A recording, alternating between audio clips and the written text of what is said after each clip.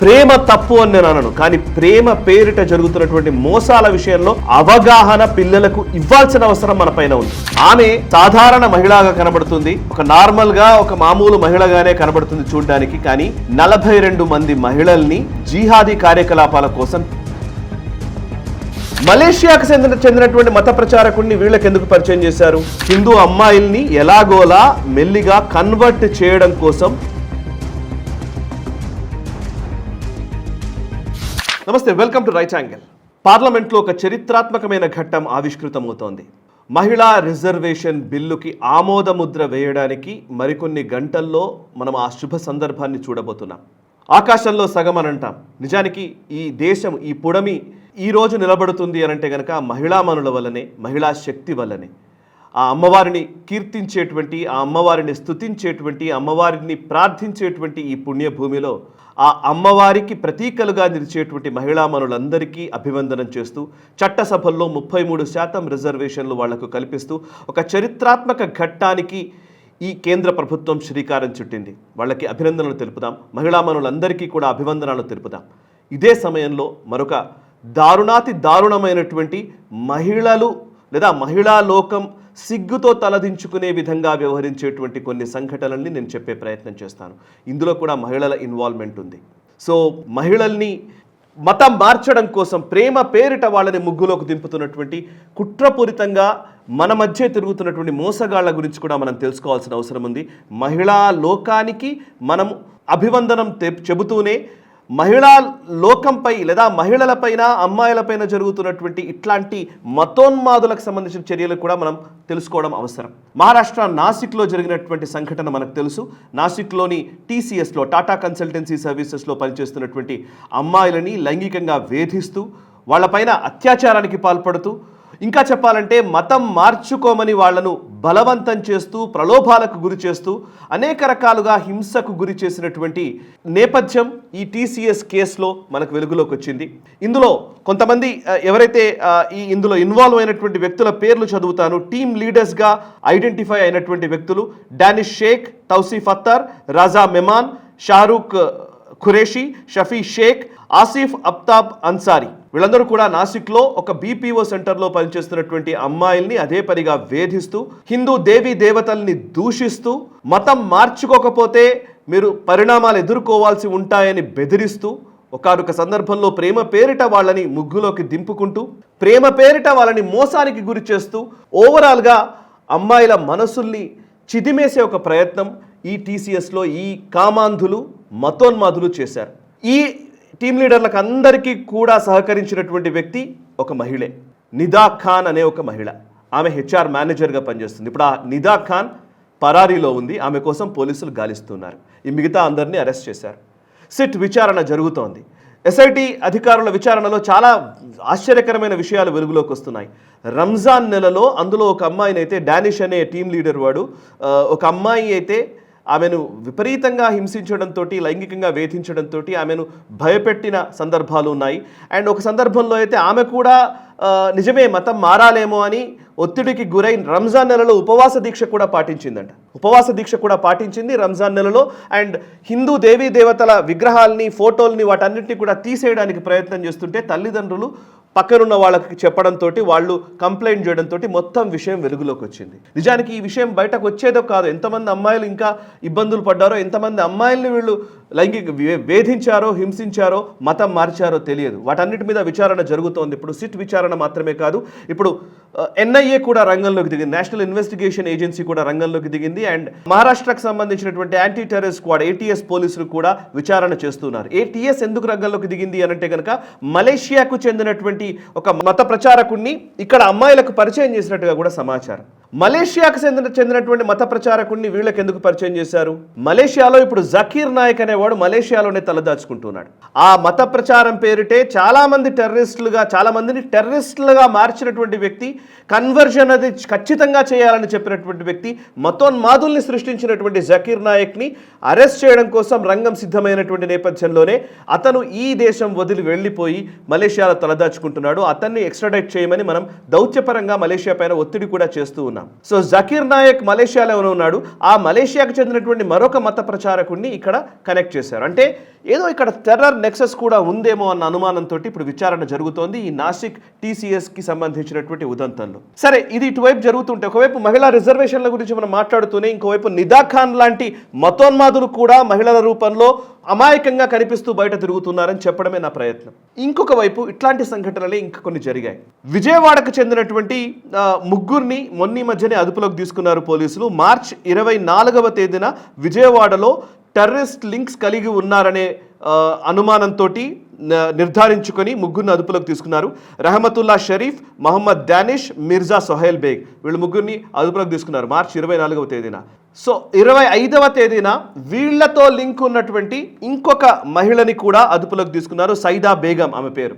ఆమె సాధారణ మహిళగా కనబడుతుంది, ఒక నార్మల్గా ఒక మామూలు మహిళగానే కనబడుతుంది చూడ్డానికి. కానీ 42 మంది మహిళల్ని జిహాదీ కార్యకలాపాల కోసం ట్రైనింగ్ ఇస్తోంది అని ఇప్పుడు పోలీసుల విచారణలో తేలింది. సైదా బేగం టెర్రర్ నెట్వర్క్ నిజంగా ఒళ్ళు గగురు పొడిచే విధంగా ఉంది. 42 మంది మహిళల కోసం ఒక వాట్సాప్ గ్రూప్ని క్రియేట్ చేసింది. ఖవాతీన్ అనే గ్రూప్కి పేరు పెట్టింది.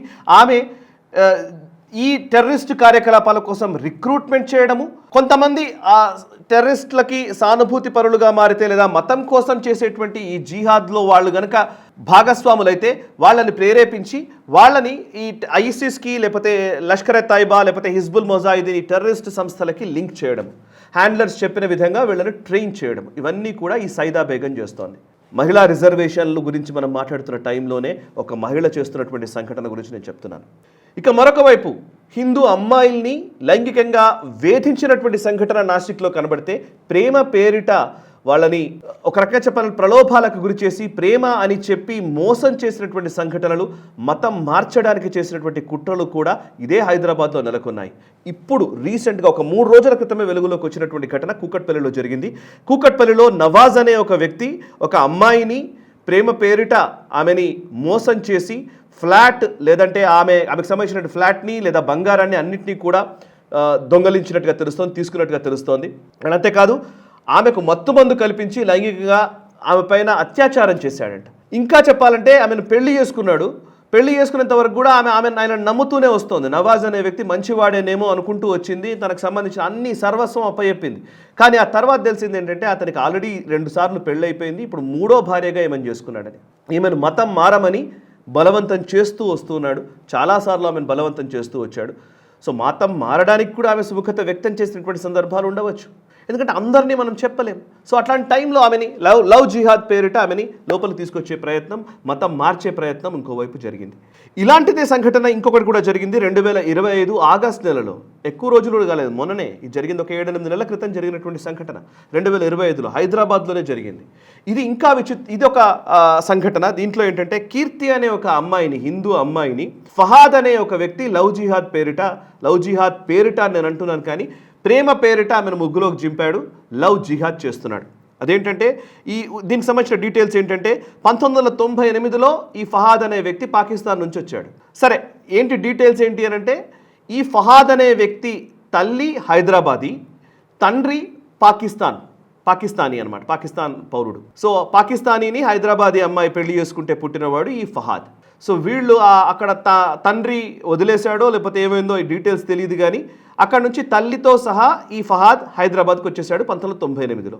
ఇతను ఇక్కడే ఉంటూ ఇక్కడే పౌరసత్వం తీసుకున్నాడు, ఇక్కడే ఆధార్ కార్డులు అన్నీ తీసుకున్నాడు, ఇక్కడ ఏదో కంపెనీలో ఉద్యోగం చేస్తూ ఉన్నాడు. అక్కడ ప్రేమ పేరిట ఈ కీర్తి అనే అమ్మాయిని మెల్లిగా ఆమెను మోసం చేయడం మొదలుపెట్టాడు. ఆ ముగ్గురు మొత్తానికి ఆమెని ముస్లింగా మార్చడానికి ఆల్మోస్ట్ అంతా సిద్ధం చేసేసి ఆల్మోస్ట్ అయిపోయిందనే చెప్పాలి. నిజంగా పెళ్లి ఫోటో చూస్తే మనకు కనబడుతుంది. దోహా ఫాతిమా అనే ఆమె పేరు మార్చే ప్రయత్నం చేశాడట. తర్వాత తెలిసింది ఏంటంటే అతను మోసగాడని తెలిసిన తర్వాత అప్పుడు మళ్ళీ ఈ అంశం మోసగాడని తెలిసి అనేక అంశాలు ఇందులోకి వచ్చిన తర్వాత ఆమె పోలీసులను ఆశ్రయించింది. ఇప్పుడు పోలీసులు విచారణ చేస్తూ ఉన్నారు. ఈ అంశాలన్నీ కూడా ఐసోలేటెడ్గా అక్కడ జరుగుతున్నటువంటి సంఘటనలు. ఇది కేవలం నేరపూరితమైనటువంటి అంశాలు అనుకుంటే పొరపడినట్లే. ఇది కేవలం నేరానికి సంబంధించిన అంశం కాదు. ఇది మతం మార్చే ఒక కుట్రలో భాగం.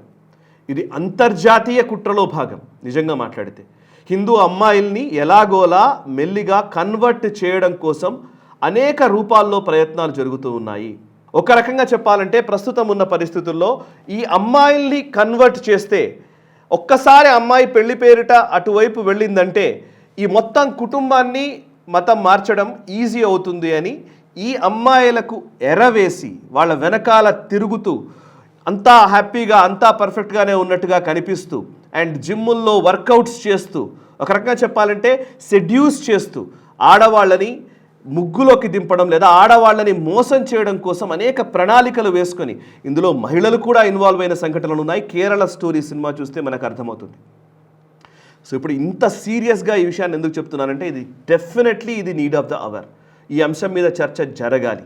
ఈ అంశం మీద ఖచ్చితంగా ప్రజల్లో అవగాహన పెరగాలి, ప్రజల్లో చైతన్యం రావాలి. ఇది ఎవరైనా సరే ప్రేమ తప్పు అని నేను అనను, కానీ ప్రేమ పేరిట జరుగుతున్నటువంటి మోసాల విషయంలో అవగాహన పిల్లలకు ఇవ్వాల్సిన అవసరం మన పైన ఉంది. తల్లిదండ్రులుగా మన పైన ఉంది, సమాజంలో ఉన్నటువంటి బాధ్యత గల పౌరులుగా మనందరిపైన ఉంది. అందుకోసమే నేను ఈ ప్రయత్నం చేస్తున్నాను. లవ్ జిహాద్ అనగానే ఇదేదో సెక్యులర్లందరూ కూడా మీద పడిపోవడానికి ఇదేదో కుట్ర అది ఇది అని మాట్లాడుతుంటారు. బీబీసీలు, అల్ జజీరాలు, లేకపోతే వాషింగ్టన్ పోస్టులు వీళ్ళందరూ కూడా రాస్తూ ఉంటారు. ఈవెన్ మన భారతదేశంలో ఉన్నటువంటి మీడియా సంస్థలు కూడా లవ్ జిహాద్ లేదు, లేకపోతే కార్పొరేట్ జిహాద్ లేదు, ఇవన్నీ ఏమీ లేవు అని చెప్పి మాట్లాడుతుంటారు. కానీ పేరును పక్కన పెట్టండి, పేరు కాదు, జరుగుతున్న ఉదంతాలన్నీ కూడా లింక్ ఉన్నవే, ఒకదానికి ఇంకోదానికి లింక్ ఉన్నదే. అల్టిమేట్లీ దీంట్లో నష్టపోతున్నది, బాధితులుగా మారుతున్నది ఎవరు అనంటే హిందూ అమ్మాయిలు. తస్మాత్ జాగ్రత్త. ఈ వీడియోని 10 మందికి షేర్ చేయండి, నచ్చితే లైక్ చేయండి. మనసా వాచా కర్మణ దేశహితం కోసం నేషనలిస్ట్ హబ్. ఈ వీడియో మీకు నచ్చినట్టయితే లైక్ చేయండి, 10 మందికి షేర్ చేయండి. అలాగే కామెంట్ల రూపంలో మీ అభిప్రాయాలను మాతో పంచుకోండి. Nationalist hub group of channels ను సబ్స్క్రైబ్ చేసుకుని తెలుగునాట జాతీయవాద జర్నలిజాన్ని ప్రోత్సహించండి. ఈ వీడియో కింద ఉన్న బెల్ ఐకాన్ పై క్లిక్ చేయడం మర్చిపోవద్దు.